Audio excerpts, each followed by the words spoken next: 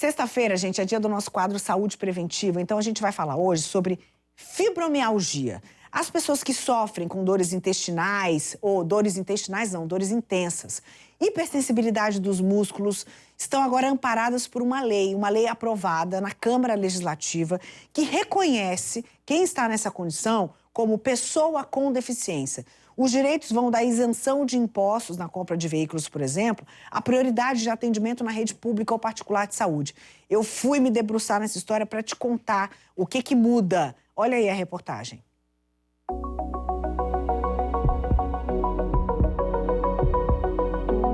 São muitos os processos de interação entre os sistemas do organismo para que a vida se manifeste e seja saudável.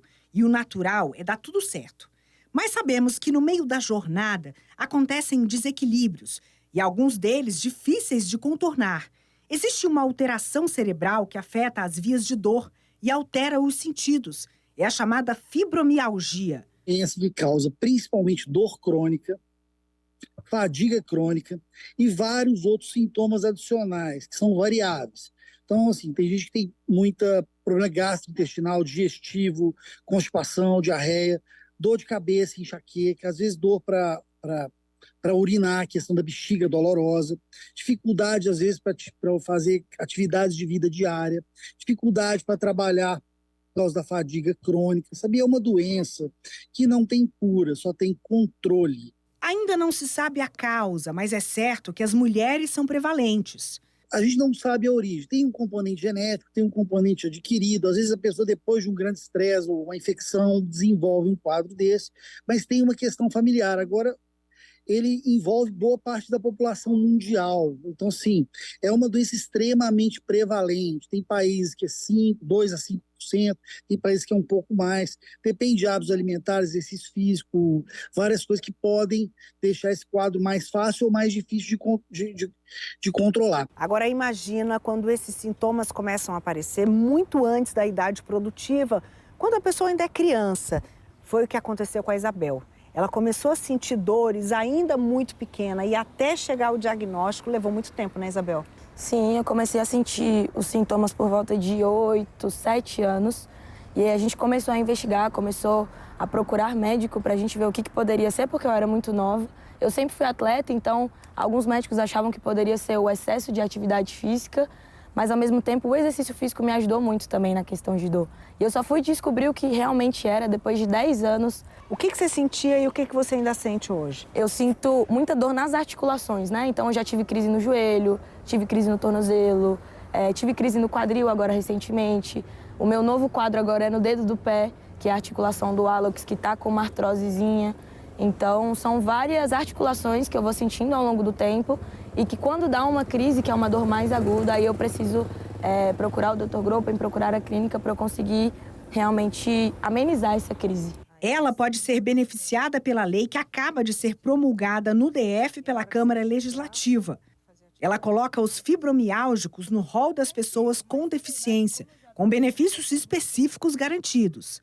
Saúde com tratamento prioritário e adequado na rede pública e particular e atendimento domiciliar se necessário. Prioridade de atendimento em instituições públicas e privadas. Trabalho sem discriminação em relação ao salário ou critério de admissão. Educação especial e profissional adaptada com orientação pedagógica individualizada. E cotas em concursos e vagas trabalhistas. Isenção de tributos como o IPVA para veículos adaptados e isenção de IPI na compra do automóvel nacional. Pode ter acesso ao patrimônio de pais falecidos, benefício de prestação continuada, o BPC, o salário mínimo mensal para quem não tem condição de trabalho e sustento. Auxílio reabilitação psicossocial, uso de cão-guia, gratuidade no transporte coletivo urbano e no interestadual com 2 vagas reservadas.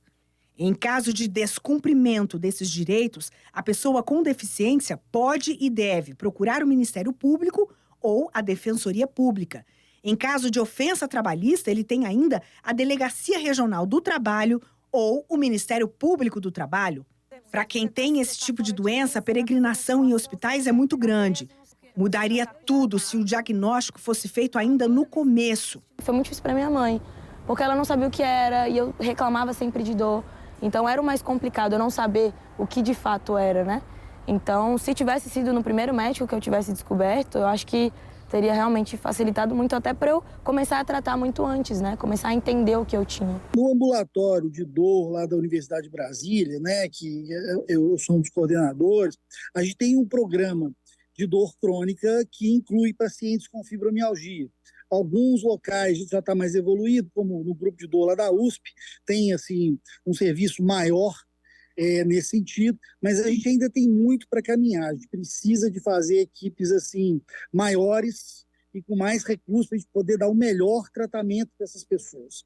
Bem, entendemos aqui que a fibromialgia deve ser avaliada dentro de um espectro, assim como o autismo, pela variação da incapacidade de cada indivíduo e não como um sinônimo de deficiência permanente.